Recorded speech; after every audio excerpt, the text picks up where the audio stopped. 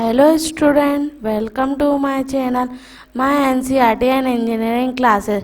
Today we are studying class 6th science chapter number 10, motion and measurement of distances.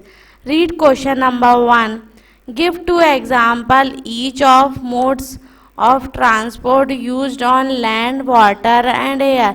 यहाँ पे नीचे आपको हर एक के दो दो उदाहरण देना है मोड्स ऑफ ट्रांसपोर्ट जो कि लैंड में यूज़ होते हैं, ज़मीन पर, वाटर पर, पानी पर और एयर में, हवा में. तो how we can write this type of answer. Land sport, land पे क्या क्या चलते, कौन से मोड ऑफ ट्रांसपोर्ट चलते हैं? Bus, car, truck, train, motor bike. Okay.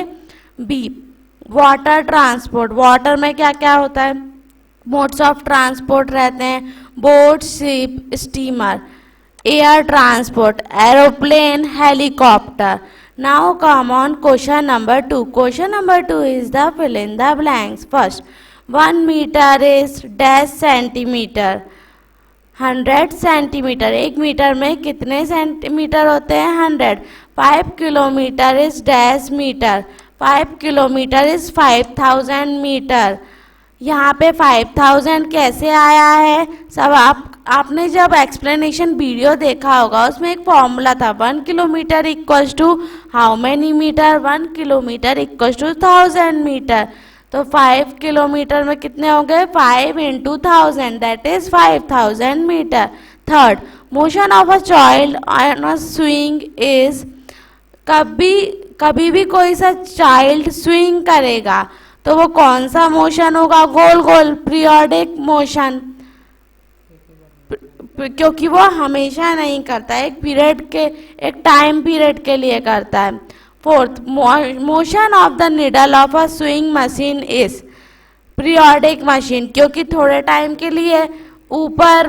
Periodic motion, क्योंकि थोड़े टाइम के लिए मशीन आप नहीं चलाओगे, एक टाइम पीरियड के लिए चलाओगे. Motion of wheel of a bicycle is. Bicycle का चक्का कैसे घूमता है? गोल गोल, that is circular motion. Now come on question number 3. Why can a pace or a footstep not be used as a standard unit of length. Pace और footstep को standard length की यूनिट क्यों नहीं कहा जाता है?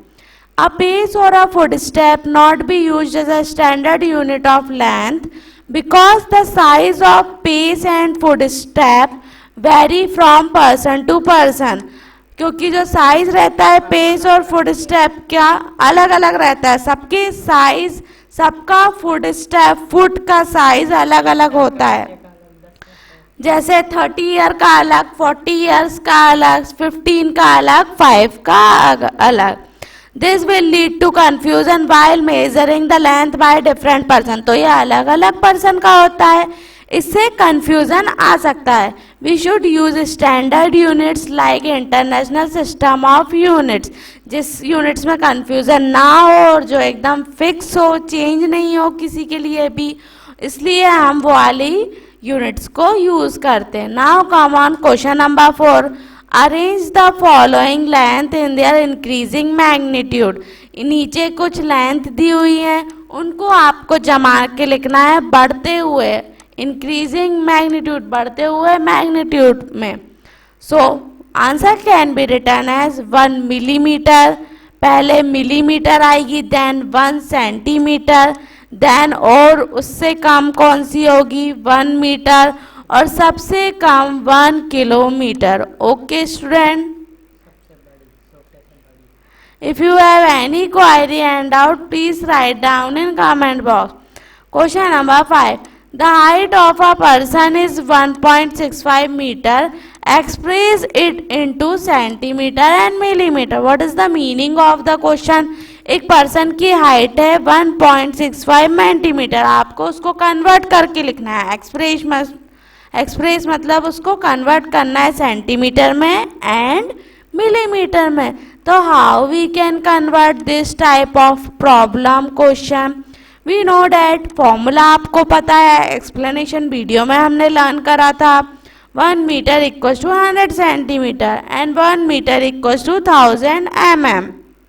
सो 1.65 मीटर को हम अगर मीटर में कन्वर्ट करेंगे तो मल्टीप्लाई बाय 100, तो आएगा ये 165 सेंटीमीटर में. ओके, मल्टीप्लाई बाय 100 क्यों करा?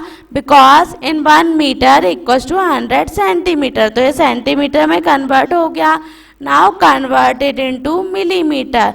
1.65 meter into 1000. Why? Because 1 meter equals to 1000 meter. So 1.65 into 1000, that is 1650 millimeter. Okay student. Now come on question number 6.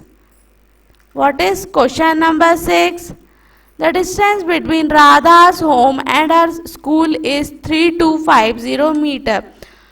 Distance दूरी दी गई है राधा के घर और उसके स्कूल की 3250 मीटर. अब उसको एक्सप्रेस करना है, मीन्स उसको कन्वर्ट करना है डिस्टेंस को किलोमीटर में. तो 1 मीटर इक्वल टू 1/1000 किलोमीटर. तो कितने मीटर है यहाँ पे? 3250 divided by 1000, that is 3.25 kilometre. तो hair on this question we can easily convert the expression in kilometer. Now come on question number 7. Read question number 7 all of you. While measuring the length of a knitting needle, the reading of the scale at one end is 3.0 centimeter and at the other end is 33.1 centimeter. What is the length of the needle? All of you understand the meaning of the question. अगर आपने needle की लंबाई उसकी length को नापा तो एक and का सेंटीमीटर आया 3.0 सेंटीमीटर और दूसरा जो किनारा था उसका सेंटीमीटर आया 33.1.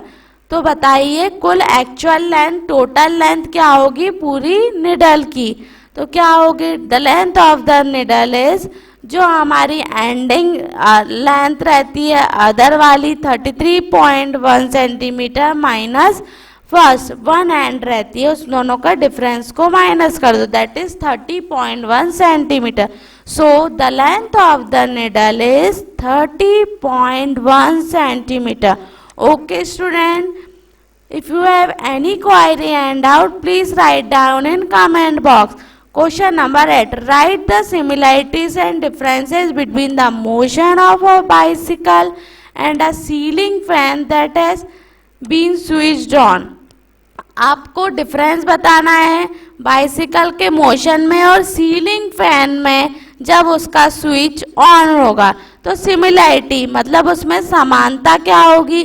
Both show a circular motion, दोनों गोल घूमते हैं, साइकिल का पहिया भी और सीलिंग फैन भी गोल मोशन में घूमेगा. तो दोनों की सिमिलैरिटी सेम हो गई. क्या? सर्कुलर मोशन की. अब डिफरेंस, उसमें क्या अंतर है? Bicycle shows a rectilinear motion. Rectilinear मतलब सीधी सीधी पाथ पे वो चलती जाएगी, whereas a ceiling fan does not. Ceiling fan में ये सब नहीं होगा. Okay student, now come on question number 9. Why could you not use an elastic measuring tape to measure distance? What would be the sum of the problems you would meet in telling someone about a distance you measured with an elastic tape? आप क्यों नहीं use करते हो major करने के लिए distance elastic tape का? Okay student, तो how we can write this type of question answer can be written as, since the tap is stretchable, वो जो टैप रहता है वो stretchable रहता है, it will show the same measurement for different length. वो same measurement बताता है अलग अलग लेंथ के लिए. therefore we cannot use it as measuring tape. while measuring a distance we need to tell someone how much tape has been stretched which is difficult to measure. वो tap बार बार stretch होता है, दूरी को measure करने के लिए, distance को measure करने के लिए. That's why which is difficult to measure it's lead to incorrect measurement. इसलिए हम यूज़ नहीं करते हैं क्योंकि उससे हमारा मेजरमेंट गलत आता है, इनकरेक्ट आता है. Now come on question number 10. Give two example of periodic motion. Periodic motion मतलब जो किसी टाइम पीरियड के साथ चलते हो, जो बार बार कंटिन्यूस नहीं होता है, ऐसा मोशन एक टाइम पीरियड के लिए होता है. Answer number 10 can be written as rotation of Earth, pendulum, vibrating wire of guitar, etcetera. Okay student, for next chapter like and subscribe my channel. Bye bye.